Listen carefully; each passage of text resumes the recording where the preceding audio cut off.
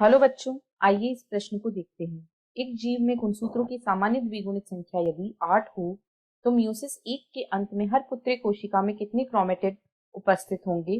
विकल्प ए 2, विकल्प बी 8, विकल्प सी 4 या विकल्प डी 16। इस प्रश्न की जो मुख्य अवधारणा वह है मियोसिस। मियोसिस क्या होता है, किस प्रकार का कोशिका विभाजन है और गुणसूत्रों की संख्या इसमें किस प्रकार से परिवर्तित होती है, वह हम यहाँ पर देखेंगे। तो मियोसिस जो होता है यह अर्धसूत्रीय विभाजन होता है, क्योंकि यहाँ पर जो गुणसूत्रों की संख्या होती है, गुणसूत्रों की संख्या वह मात्र कोशिका की तुलना में आधी रह जाती है। यदि मियोसिस की बात करें तो यदि एक द्विगुणित कोशिका में मियोसिस होता है तो मियोसिस मुख्यतः 2 चरणों में होता है, मियोसिस फर्स्ट और मियोसिस सेकंड, मियोसिस प्रथम तथा मियोसिस द्वितीय। तो जब मियोसिस प्रथम होता है तो इसके फलस्वरूप 2 संतति कोशिकाओं का निर्माण होता है और इन संतति कोशिकाओं में जो गुणसूत्रों की संख्या है वह मात्र कोशिका की तुलना में आधी रह जाती है।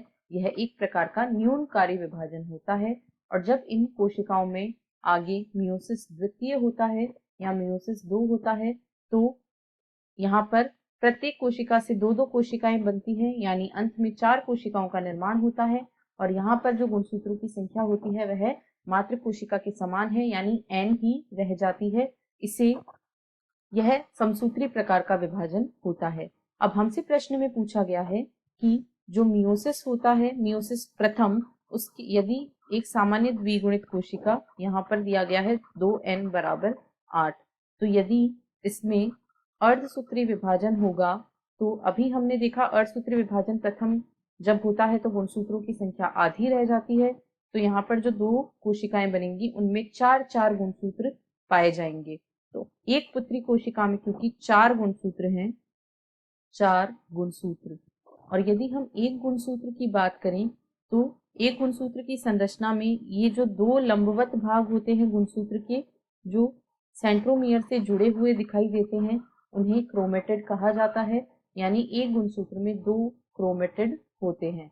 अब हमसे 4 गुणसूत्रों में क्रोमेटिड पूछे गए हैं, यानी यहाँ पर 4 गुणा 2 बराबर 8 क्रोमेटिड उपस्थित होंगे।